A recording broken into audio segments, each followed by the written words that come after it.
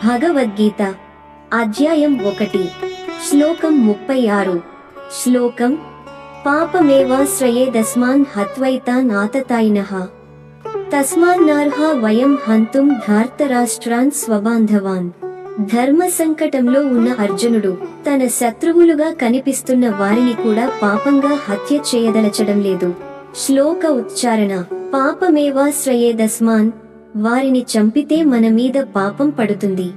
హత్వైతాన్ ఆతతాయినః, వారు దుర్మార్గులైనా సరే హత్య చేయడం తప్పు.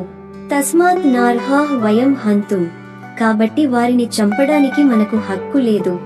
ధార్తరాష్ట్రాన్ స్వబాంధవాన్, ఎందుకంటే వారు ధృతరాష్ట్ర పుత్రులే కాదు, మన బంధువులు కూడా. భావార్థం, ఈ ఆతతాయులు అయినా సరే వారిని హత్య చేస్తే పాపమే మనకు అంటుతుంది. అందువల్ల మన బంధువులైన ధృతరాష్ట్ర కుమారులను మనం హతము చేయుట సరైనది కాదు. తాత్విక విశ్లేషణ. అర్జునుడు ఇక్కడ 2 గొప్ప సిద్ధాంతాలను సమర్పిస్తున్నాడు. 1.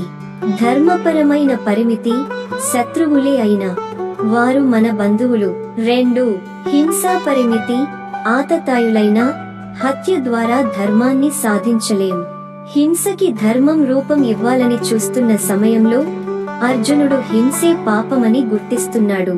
మన జీవితానికి సందేశం, శత్రువుని ఎదుర్కొనడం అంటే అతడిని హతము చేయడమే కాదు, తప్పు చేయకుండా ఎదుర్కొనడమే నిజమైన ధర్మం. శత్రువుకి శిక్ష ఇవ్వాలనే కోరికలో మన స్వధర్మం కోల్పోకూడదు. ఆత్మ పరిశీలన ప్రశ్నలు. ప్రతి చోట న్యాయం కోసం పోరాడుతున్నప్పుడు మీ తీరులో హింస, ద్వేషం కలిసి వచ్చాయా? న్యాయం పేరిట మీరు చేసే చర్యలు నిజంగా న్యాయసమ్మతమా? ఈ శ్లోకం మనకు గుర్తు చేస్తోంది, ధర్మం అనేది కేవలం చర్యల ఫలితంలో కాదు, ఆ చర్యల ఉద్దేశ్యంలోనూ ఉంటుంది. ఇలాంటి ఆధ్యాత్మిక, తాత్విక గీతా సందేశాల కోసం సబ్స్క్రైబ్ చేయండి, లైక్ చేయండి, షేర్ చేయండి. జై శ్రీకృష్ణ, జై భగవద్గీత.